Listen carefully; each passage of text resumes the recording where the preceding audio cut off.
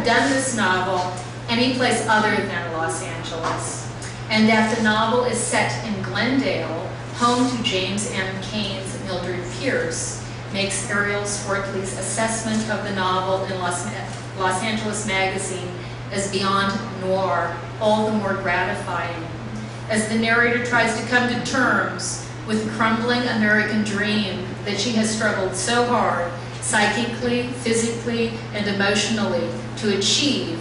Dare I say, she discovers her own personal Chinatown. So, without further delay, and with great pleasure, I will read a few brief selections from Entertaining Disasters. In my previous life as a hostess, I did dinner parties on a regular basis, despite the fact that each episode left me a shredded wreck. For months afterward, I suffered facial tics and blurred vision and felt stupid, my mind gooey as marmalade with a shocking loss of energy requiring extended bed rest and daily afternoon naps. It was as if the effort had induced a chronic culinary fatigue syndrome. While my guests were on the premises, I felt occupied, infected by their presence, resenting them as if they were an invading army.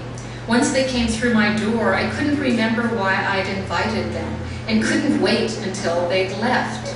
All I could think of from the moment they were crowding me in my kitchen, a glass of freshly poured, properly chilled Domaine Chandon in their hands, smiling meekly as they struggled to relax, trying to act interested in the mess I was making of the stove, the countertops, my life, until the moment they were sitting at my table, ingesting whatever it was I'd thrown at them in my panic.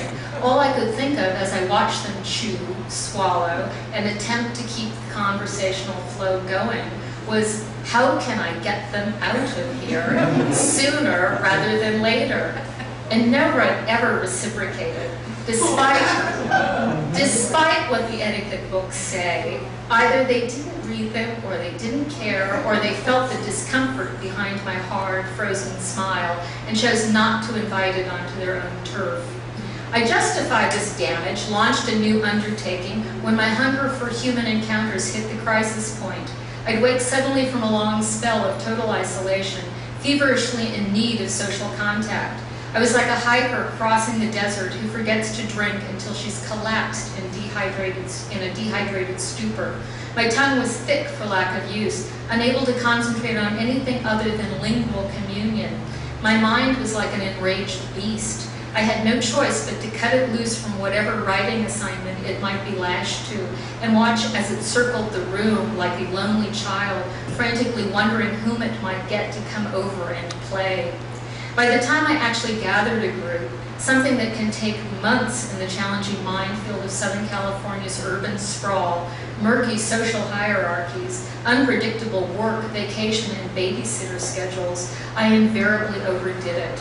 I didn't know how to act. I couldn't find the balance between caring and sharing and wanting to throw my guests off the deck. The deck I refer to as 2 stories above the front garden. We used to dine there during the summer before we found workers. Footnote number 1. Third world economic refugees who risked their lives illegally crossing the borders, lured by the dream of a better life. Little did they know their cheap and desperate labor would be providing the better life for us, while they slept in converted garages in Compton and committed slow suicide with a steady diet at McDonald's. Workers willing to install a garden in the steeply sloping, multi-terraced backyard.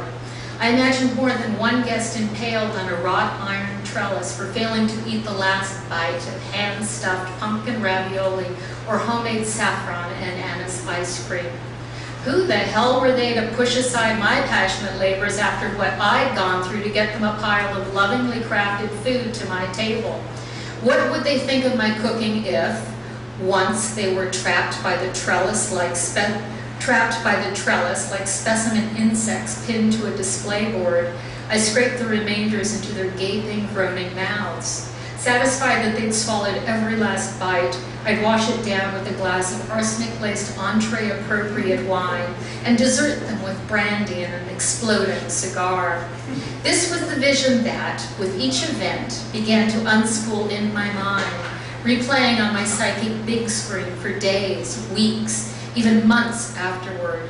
I started to fear for my sanity and my guests' safety. Doubting my ability to curb this criminal intent, I stopped giving dinner parties. So that's the first lecture, and just one other quick one that I think you'll enjoy. No one drinks in Los Angeles.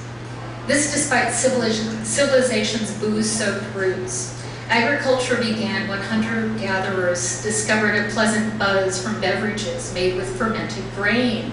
A steady supply of raw ingredients required staying in one place to tend crops.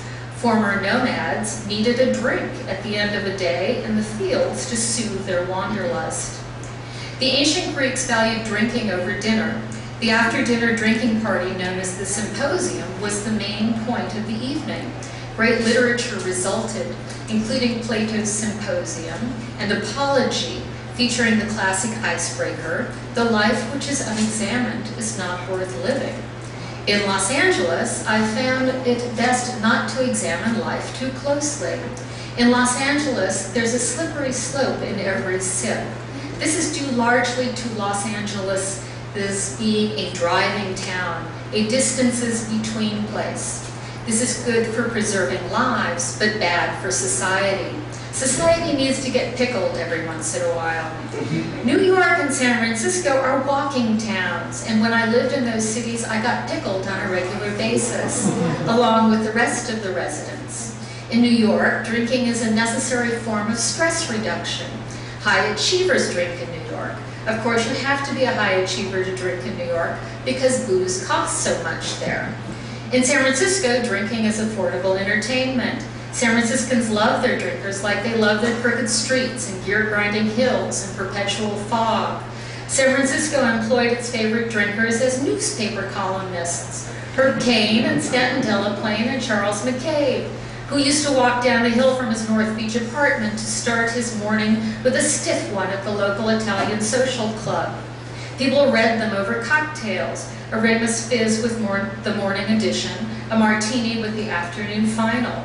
Drinking was always a part of San Francisco's character, its morose charm. Los Angeles packages character, produces character, markets character, and that's a sober undertaking. Movers and shakers in Los Angeles bend themselves into yoga pretzels or jog past the urge to have a pop. Angelinos believe that an hour lost to an alcoholic buzz is self-abuse, an opportunity missed to put you a step closer to the three-picture deal, starring role, or prime piece of real estate. Then you can have a drink, or two, or three. You're even allowed a few stabs at rehab, as long as it's in the right places. Betty Ford's in Rancho Mirage, or Promises, Malibu. In Los Angeles, drinking is tainted with pathos. It's considered noir. Drinkers are those people who sit in their short-sleeved Hawaiian shirts in the dark. Short-sleeved Hawaiian shirts, footnote number 2, think Harvey Keitel or Mickey Rourke. In the dark, on blindingly bright days in the bars lining Western Avenue, talking about what might have been. And their sagging guts and flabby arms, their flaccid thighs flopping out of their shorts are another reason not to drink. Consider the high caloric content of a single glass of Merlot or shot of tequila.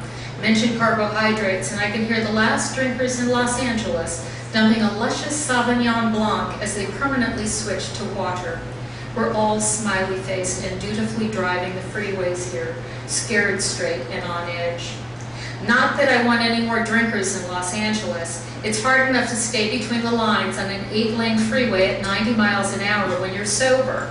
I'm grateful to everyone who abstains. Still, I'd like some relief from what passes for life here.